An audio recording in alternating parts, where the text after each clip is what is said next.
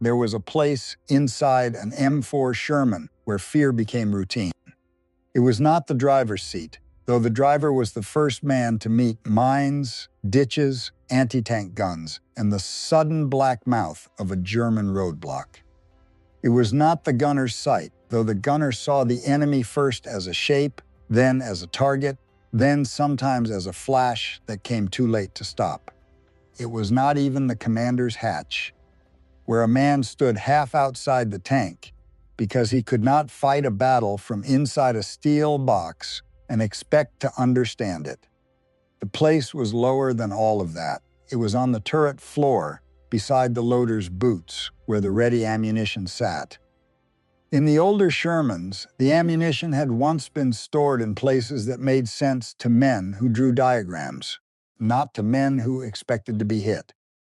Rounds had been kept in the spunsons above the tracks, high along the hull sides, where they were easy enough to reach and terribly easy to strike. When a German shell or a hot fragment found those bins, the propellant often burned. When the propellant burned, the inside of the tank became a furnace before a man had time to understand that he was already dying. By the summer of 1944, and newer Shermans were arriving in Normandy with wet stowage. The ammunition bins were moved lower in the hull and surrounded by liquid jackets of water, antifreeze, and rust inhibitor. The idea was not magic. It did not make a tank safe. Nothing made a tank safe, but it made fire less certain. It gave a crew a chance. In one of those newer Shermans, there were 6 ready rounds close to the gun, kept for speed. 6 rounds did not sound like much. 6 brass-cased decisions.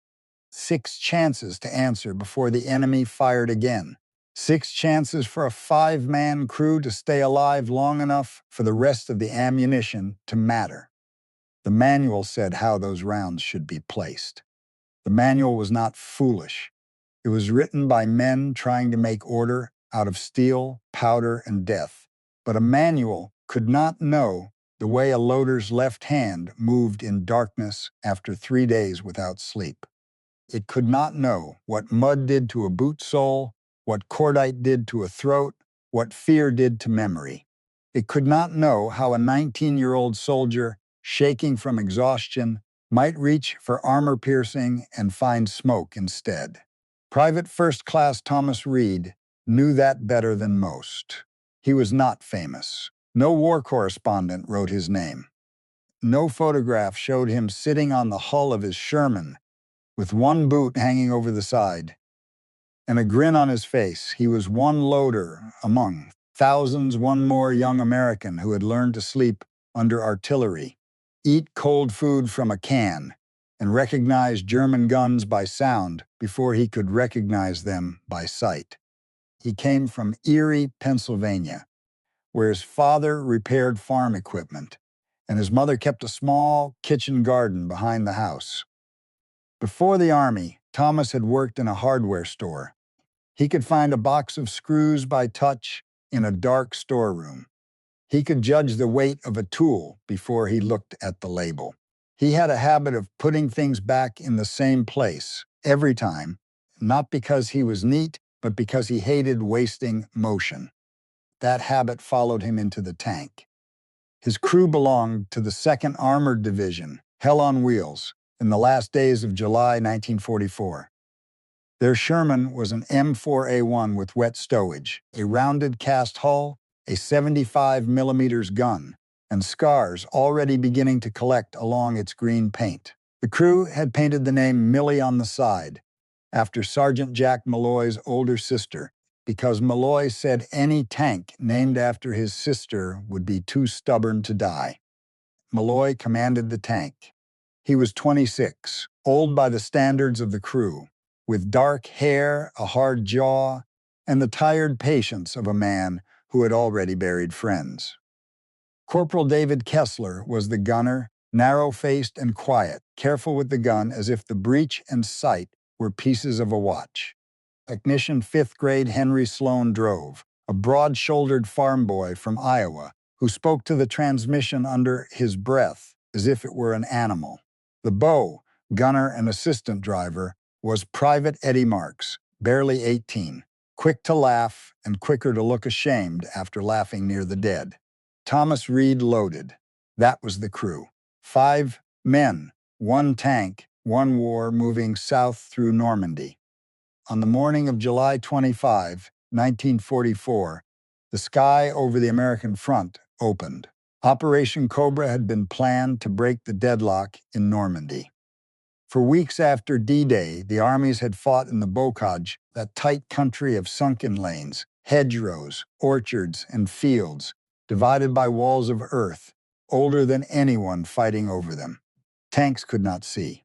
Infantry could not move without being watched by someone hidden behind leaves. 100 yards could cost a platoon. A crossroads could cost a company. The Germans had made the hedgerows into fortresses, and the Americans had learned that victory in Normandy would not come by simply pushing harder. So the Americans brought the Air Force down on a narrow section of the German line west of Saint-Lô. The men on the ground heard the bombers before they saw them. The sound came first as a pressure in the ribs. Then it filled the sky. Heavy bombers moved in from England, wave after wave, their bellies bright in the sun, and behind them came medium bombers and fighter bombers. The target was the German front along the Saint-Lô-Perriers road, where the Panzer-Lehr Division, one of Germany's strongest armored formations, held ground that had already been shaken by days of fighting. When the bombs fell, the earth seemed to become liquid. Men who watched from the American side later said there was no single explosion to remember. There were too many. The front disappeared behind smoke, dust, flame, and the rising brown wall of pulverized Normandy soil. Trees lifted and vanished. Roads broke apart. Fields changed shape. German positions were smashed, communications torn open, vehicles buried or overturned, and men who survived came out deaf, stunned, and unable at first to obey orders. But bombs do not respect lines drawn on a map when smoke hides the ground and aircraft approach from the wrong angle. Some of the bombs fell short. American soldiers died under American bombs that morning. Lieutenant General Leslie J. McNair, one of the most important American officers of the war, was near the front as an observer. He was killed in the bombing. News of his death moved through the army the way bad news always moves. Quietly at first, then everywhere. Malloy heard it the next day from a lieutenant who had not slept and did not stop walking when he said it. McNair's dead. Friendly bombs. That was all. The lieutenant went on down the road, stepping around shell craters and broken branches, leaving the words behind him like something dropped in the mud. Malloy stood beside Millie and looked up at the turret. Thomas Reed was inside, checking the ready rack again. He did that whenever there was time. He had 6 rounds arranged near the gun, not carelessly, not randomly, but in the order he believed the first seconds of a fight would demand. High explosive, where his hand would fall first, armor-piercing, where he could reach without turning his body, smoke out of the way, unless Malloy called for it. He had argued once that the Army had trained him to load ammunition, but combat had trained him to load time. Malloy had let him do it. That morning, after hearing about McNair, Malloy climbed onto the hull and leaned into the turret. "Put it by the book," he said. Thomas looked up. Malloy did not sound angry. "That made it worse. Every round," Malloy said, "exactly the way they taught you." Thomas held a high-explosive round in both hands. His face was dirty except where sweat had made pale lines down his cheeks. "Sergeant, by the book." Thomas stared at him for a moment, then looked down at the ammunition. Kessler, sitting at the gunner's position, said nothing. Sloan was outside checking track tension. Eddie Marks was cleaning the bow machine gun with more force than the weapon deserved. Thomas put the shell down and began moving the ready rounds. It took less than a minute, but it felt longer. His hands disliked the new arrangement. That was the only way he could have explained it. The rounds were still there. The gun was still there. Nothing had been taken away, but the invisible map inside his body had been erased and redrawn by someone else. Malloy watched him do it. When Thomas finished, Malloy nodded once. "We're going through a hole made by bombers that killed our own general," Malloy said. "For today I want the Army's way, not yours, not mine. The Army's." Thomas did not answer. A few hours later, the breakout began to move. The 2nd Armored Division pushed south into a German front that had been broken but not destroyed. That difference mattered. Broken men could still fire guns. Broken units could still leave roadblocks. Broken crews could still wait in orchards with anti-tank guns aimed at the first American tank foolish enough to believe the battle was already won. The road south was not a parade. It was a series of sudden violences. Millie moved with other tanks and half-tracks through dust that clung to sweat and made every man look older. The roads were narrow. Hedges pressed close. French civilians watched from doorways and ditches, some waving, some silent, some too exhausted to show anything at all. The Americans passed dead horses, abandoned German field kitchens, smashed carts, burned trucks, and once a staff car left at an angle beside the road with papers blowing out of it like white birds. Near a village south of the start line, the column slowed. That was always dangerous. A moving column had at least the illusion of choice. A stopped column was a target waiting for someone to notice. Malloy stood in the hatch with his binoculars up. He could smell smoke from somewhere ahead. Not the oily smoke of a tank, he thought. Wood smoke, a barn or a house. The radio crackled.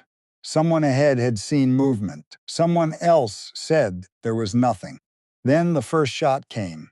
It came from the right, from behind a hedgerow that looked no different from any other hedgerow in Normandy.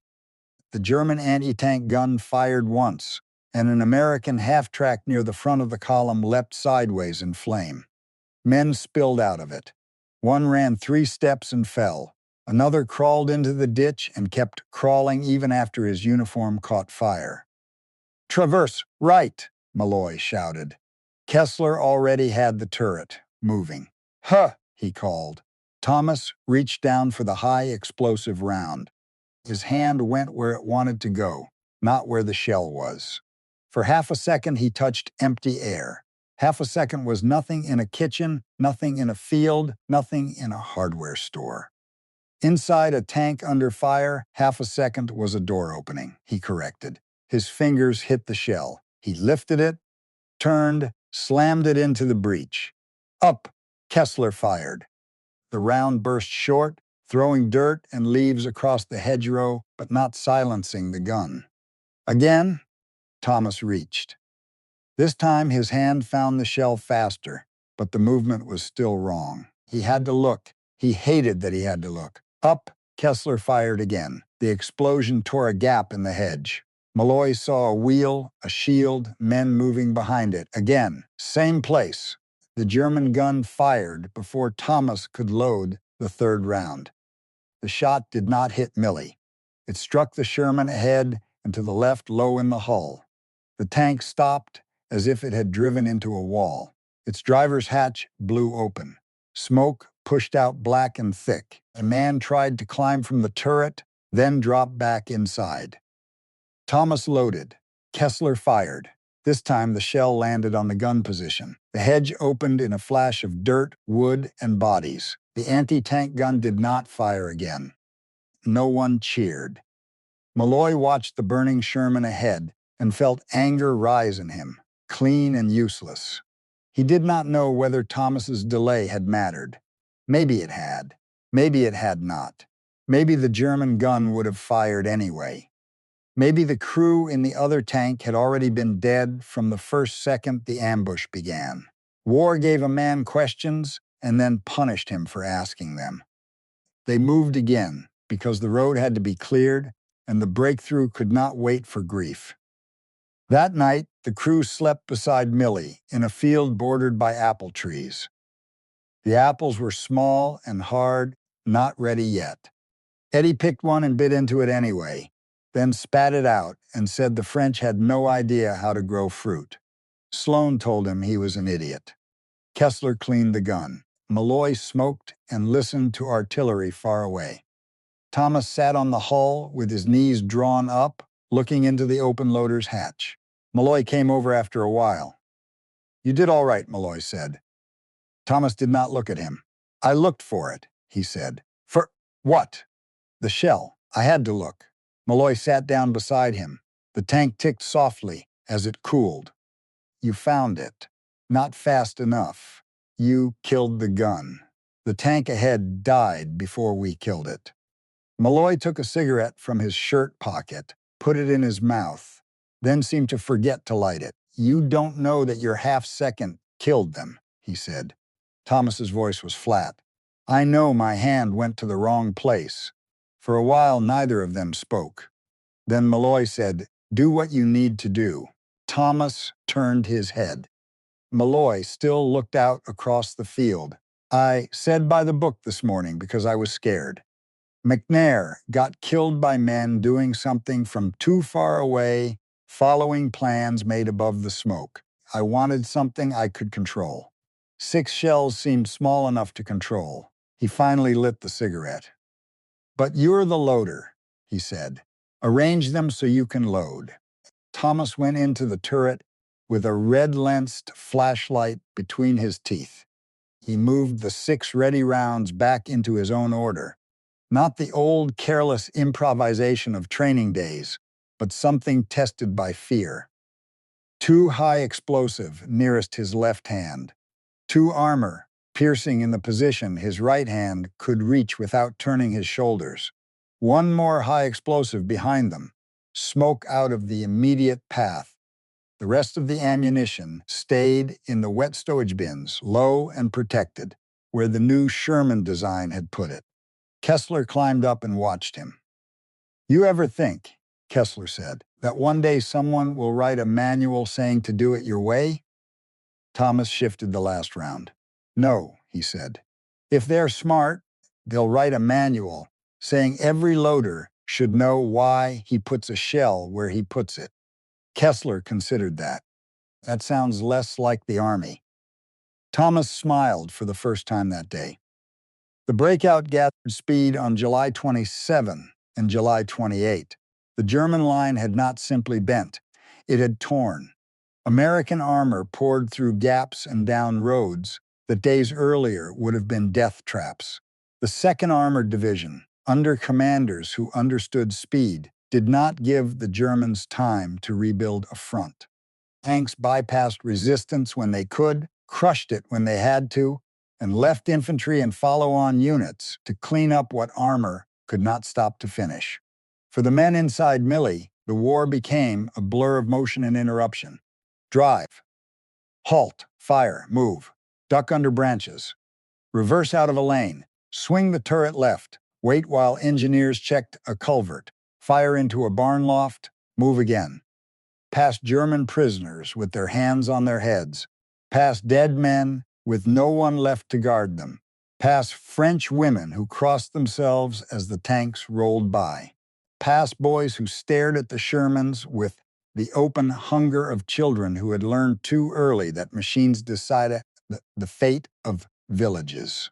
Once they found a German truck convoy abandoned so suddenly that coffee still steamed in a pot near the roadside. Once they passed a Panzer IV sitting nose down in a ditch with its engine idling and its crew gone. Once they came upon an American Jeep destroyed by a mine and had to drive around it without stopping because a column behind them was pushing forward, and the road ahead mattered more than the dead beside it.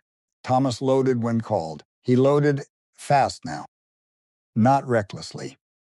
Fast, there's a difference. He did not throw shells into the breach. He placed them with violent precision. His body learned the rhythm of Kessler's voice and Malloy's commands. He, Up, fire, AP. Up, fire, again. Up, fire. The turret filled with heat and smoke. The spent casings clanged underfoot. Sweat ran into his eyes. His shoulders ached. His wrists burned. He kept moving. The crew began to trust the rhythm. That was dangerous too, because trust could become belief, and belief could become the idea that a thing would keep working because it had worked before. On July 29, the war ahead of them changed shape again. The Germans were trying to escape.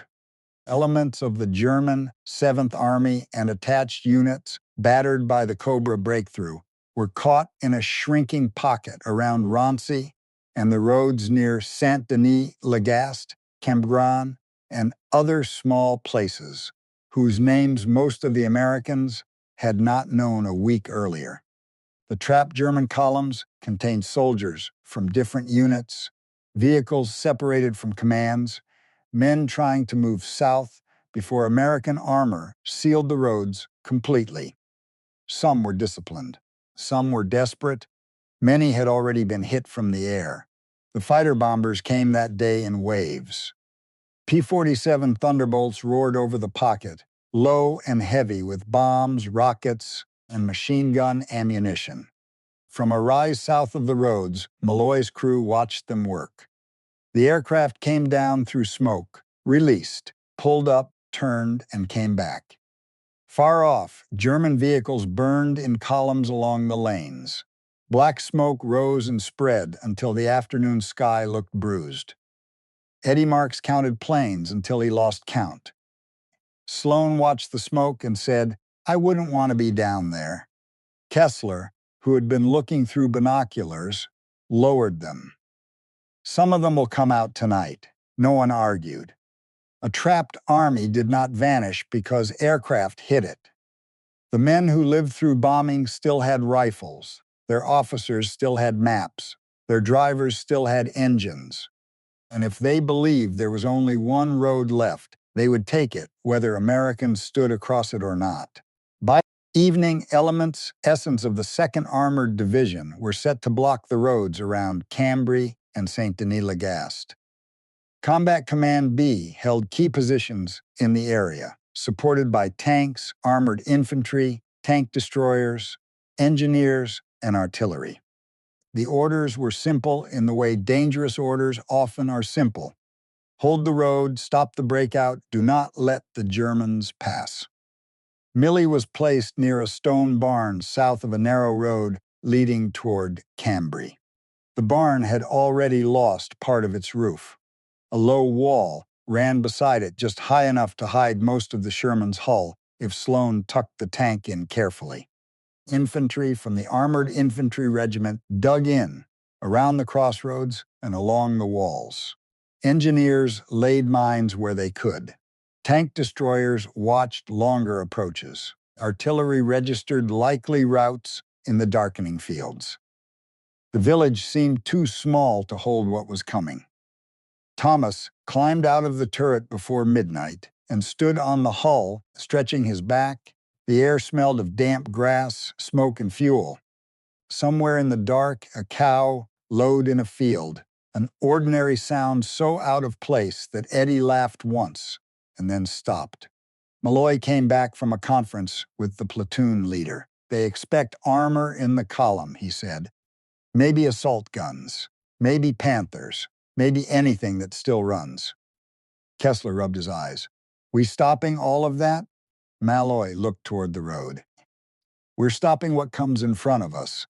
That was the honest answer.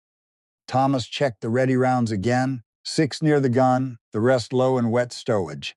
He touched each round once, not for luck, but to remind his hands where they lived. AP, smoke out of the way. Kessler watched him. "Don't wear fingerprints into them." Thomas closed the rack. "I don't want to think in there tonight." Kessler nodded. He understood. Thinking was for before and after. During the fight, thinking slowed the hands. The first German movement came after midnight. Not all at once. Not like in stories, where an enemy announces himself with a shout. It began as engine noise under the wind. then tracks on road, then metal knocking against metal, then German voices, faint and sharp in the dark. The infantry forward of Millie passed the warning back by field telephone and runner. Men settled lower behind walls. Safeties clicked off. Bazooka teams shifted their tubes. Tank commanders bent over radios and whispered. Malloy dropped into the turret. Stand by. Thomas was already on his feet. The column came out of the smoke and darkness with a half track at the front, then another vehicle behind it, then men on foot along both sides of the road. Someone fired a flare. The light rose, burst, and hung above the fields with a cold white glare. The night became visible. For 1 second, every man saw too much. German infantry in the road, a half-track with branches tied to its sides, a self-propelled gun behind it, low and hard to see, its long barrel searching. Wounded men riding on fenders, a horse team tangled beside the Dunditch, Americans behind stone walls, a bazooka team kneeling too close to the road, a dead tree stripped by shellfire, smoke moving low over the ground like water. Then everyone fired. Kessler shouted, "Hey!" Thomas loaded. Up! The gun fired. The half-track disappeared in a flash. "Hey!" Thomas loaded again. His hands knew the path. He did not look down. Up! Kessler fired into the infantry bunching behind the wreck. Men fell or vanished into the ditch. The coaxial machine gun hammered. Eddie's bowgun joined in. Long bursts that stitched sparks along the road. Malloy was half out of the hatch, shouting corrections into the interphone. Assault gun, left of the burning half-track, AP. Thomas's right hand went down, armor piercing. He lifted, turned, rammed. Up, Kessler fired. The round struck low and threw sparks, but the German assault gun kept moving. It was trying to angle around the burning half-track. Its gun swung toward the American positions. Up again. Thomas loaded. Up, Kessler fired. This time the round hit near the gun mantlet. The assault gun stopped. For a heartbeat, nothing happened. Then smoke pushed from the commander's hatch. A German crewman climbed halfway out and fell backward. Another German vehicle behind it tried to reverse. The road was too crowded. Men shouted. A truck backed into a ditch. Infantry began spilling into the fields, trying to move around the American bloc. The fight spread. It was no longer a column meeting a roadblock. It was a storm breaking in a village. German machine guns fired from the road. American rifles answered from walls and windows. A bazooka hit something in the dark and lit the side of a house orange. Artillery began falling beyond the crossroads, cutting the road behind the Germans.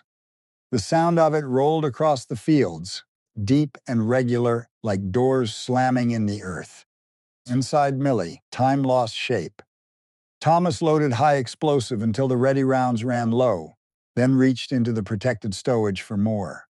He had to bend, pull, lift, pass the round upward, turn it, and ram it home. Each movement took strength. Each shell seemed heavier than the last. Sweat soaked his shirt. His palms grew slick. The turret floor filled with spent brass and smoke. Someone's elbow hit his cheek. He tasted blood. He did not know whose. Up, fire, up, fire. Machine gun, right side, the coaxial fired. Infantry, close. Eddie fired until the bow gun jammed, cursed, cleared it, and fired again. Sloan kept the tank edged behind the wall, moving forward or back when Malloy ordered never more than a few feet, but those feet mattered. A little forward gave Kessler a shot. A little back hid the hull. Too far forward and the tank would expose its side to Panzerfausts. Too far back and the gun could not bear on the road. At some point, another Sherman nearby fired so close that Thomas thought Millie had been hit. At some point, a German round struck the stone barn above them and showered the turret with chips. At some point, Malloy shouted for smoke, then changed his mind before Thomas touched the round. The loader's world narrowed to hands, weight, command, breach. Then the Panzerfaust hit. It came from the left, from the field beyond the barn, from a place the crew had believed covered by infantry. Maybe the German had crawled through a ditch. Maybe the men watching that side were dead. Maybe smoke and darkness had simply made a hole in the American line, and one frightened German soldier had found it with a shaped-charge weapon on his shoulder. The rocket struck low on Millie's left side. The sound was not like a shell hit. It was closer and sharper, a flat metallic crack, followed by a white flash that seemed to pass through the tank rather than around it. The Sherman rocked on its suspension. Sloan shouted. Eddie yelled something no one understood. Kessler flinched away from the sight. Thomas felt heat on his legs, and then wetness across his face and hands. For one terrible second, he believed the tank was burning. Every Sherman crewman carried that fear somewhere below thought. Fire was the old nightmare.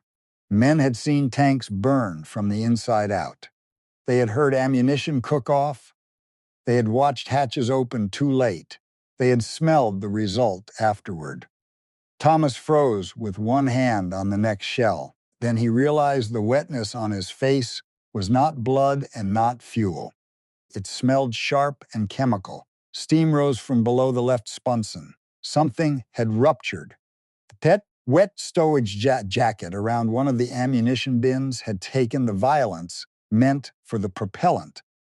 The shaped charge had penetrated, but the liquid had flashed, sprayed, and smothered what might otherwise have become a fire. Not safety, a chance. Malloy's voice came through the interphone, hoarse and furious. A report. Sloan shouted. Still driving. Eddie said, bow gun working? Kessler said, gun's good. Malloy shouted, read!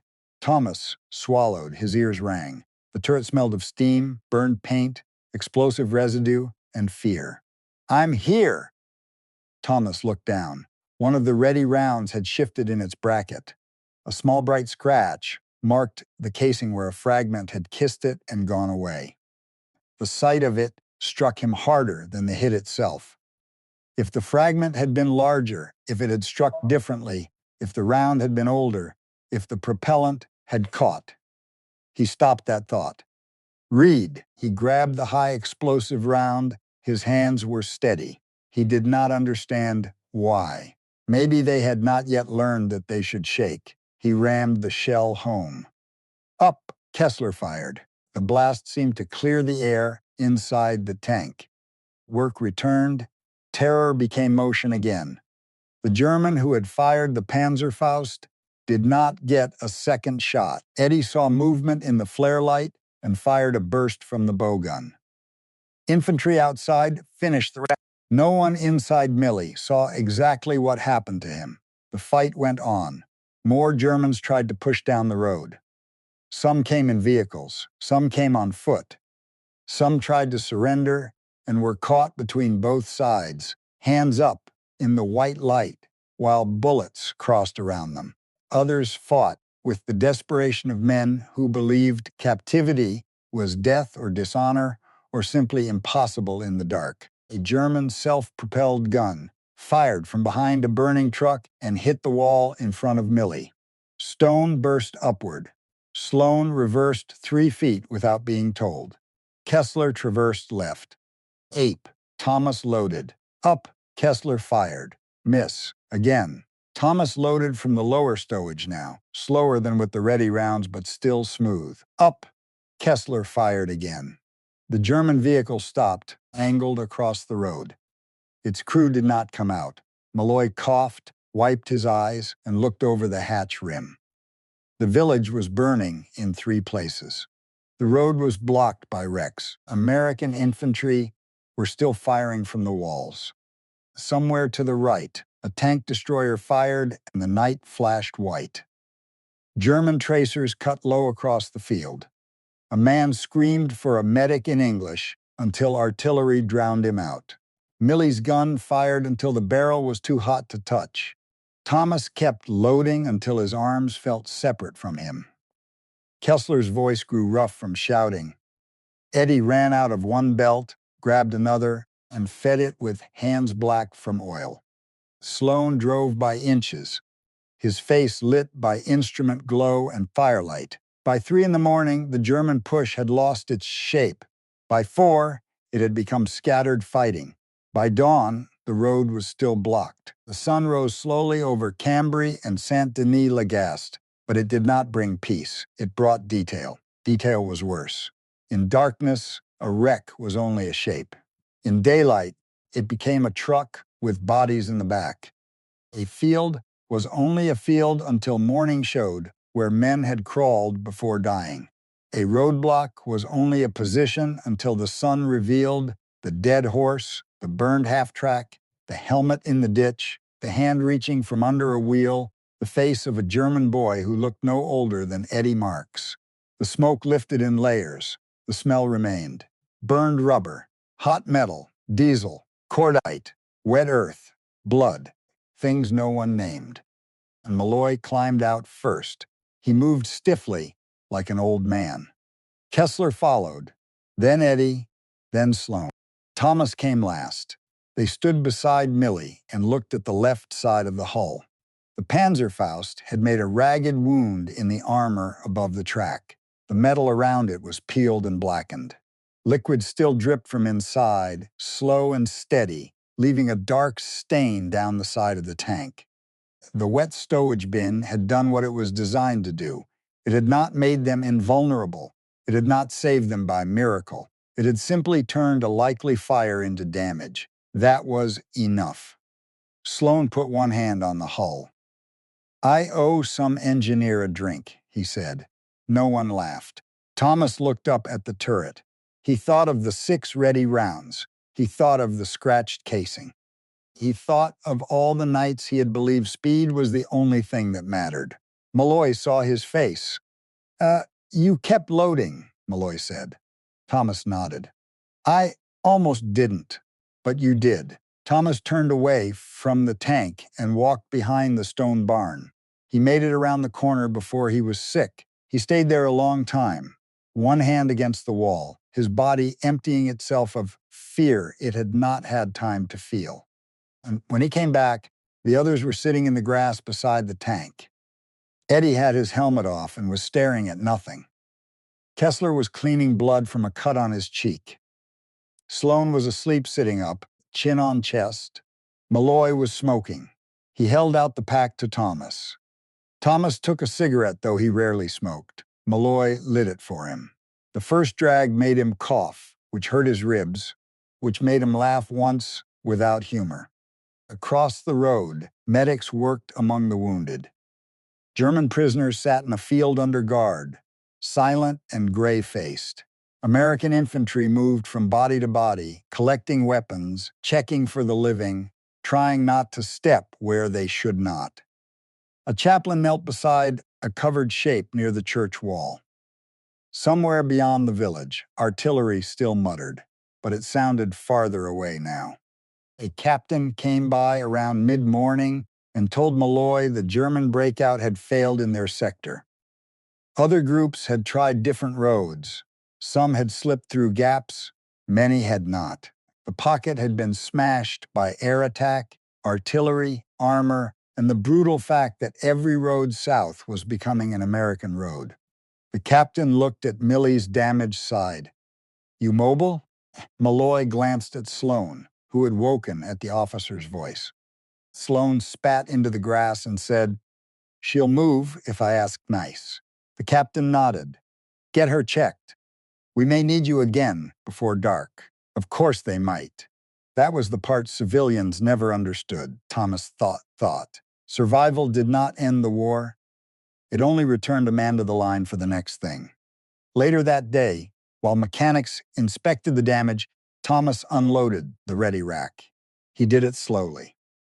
Not because his hands were uncertain, but because he wanted to feel each movement again.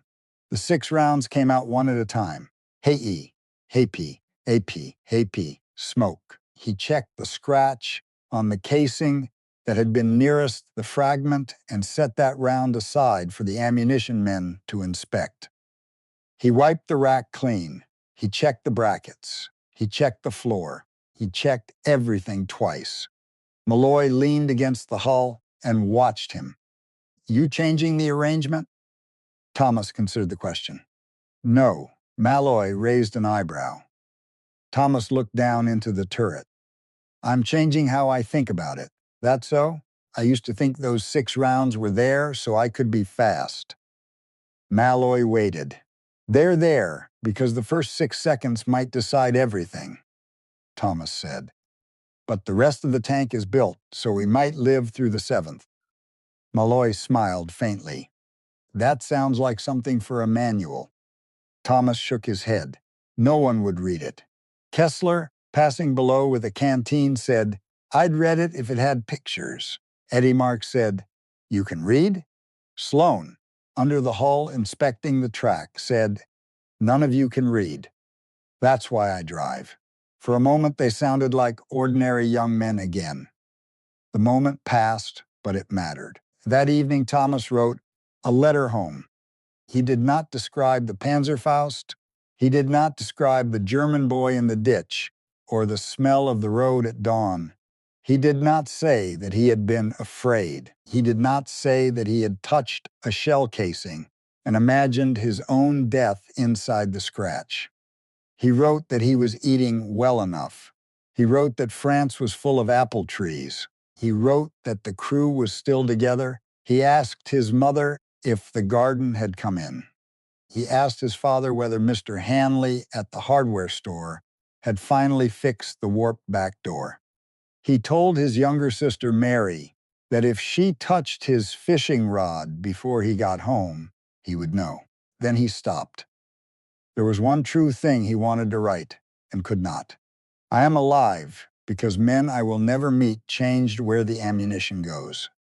That sounded foolish on paper. He tried again. I am alive because my crew did their jobs. That was true, but not enough. He folded the letter unfinished and put it in his pocket. The next days carried them farther from Cambrai. The war did not pause to let the men understand Rancy. It moved toward Avranches, Mortain, the Seine, Belgium, Germany. Names changed. Roads changed. The dead changed. The inside of the tank stayed much the same. Thomas kept his ready rounds in the same order, but he no longer treated the arrangement as a trick. He taught Eddie where each round was, in case he had to replace him. He explained to Kessler which calls cost time and which did not. He told Malloy when he wanted the tank angled differently so he could reach the lower stowage faster. He asked Sloan to warn him before sudden movement if they were loading from the floor bins. The crew became better not because they were brave, though sometimes they were, and not because they were fearless, because none of them were. They became better because they learned that survival was made of small agreements. A commander who did not waste words. A gunner who called the right round. A driver who knew when 3 feet mattered. A bow gunner who watched the blind side. A loader who knew that speed without thought could kill, and thought without speed could also kill. Years later, if Thomas Reed had been the kind of man who told war stories, he told people about the night near Cambrai. He might have described the flare light, the road full of German vehicles, the Panzerfaust hit, the steam from the ruptured wet stowage jacket, the 6 Flicks ready rounds beside his boots.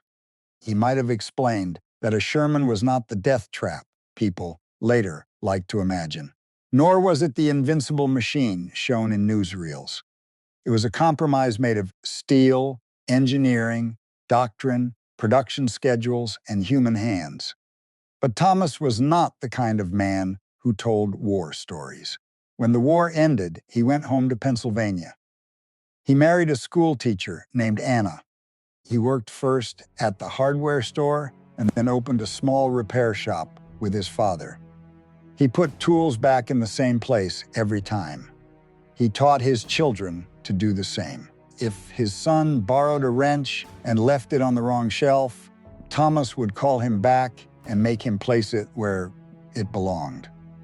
Why does it matter? the boy asked once. Thomas stood in the doorway of the shop, older now, heavier, with gray beginning at his temples. "Because when you need something," he said, "you should not have to look for it." His son rolled his eyes. "Because sons do that when they do not yet understand the dead standing quietly behind their father's words." Thomas did not explain. He never told the boy about the 6 ready rounds. He never told him about Sergeant Malloy lighting a cigarette for him beside a damaged Sherman at dawn. He never told him about the German column stopped in the road or the wet chemical smell on his hands after the hit. He never told him that sometimes in dreams he still reached down for high explosive and found empty air. He only kept things in their place. In that way, the war remained with him. Not as glory, not as a story, as an arrangement of objects in the dark, made so that a frightened hand could find what it needed before the next shot came.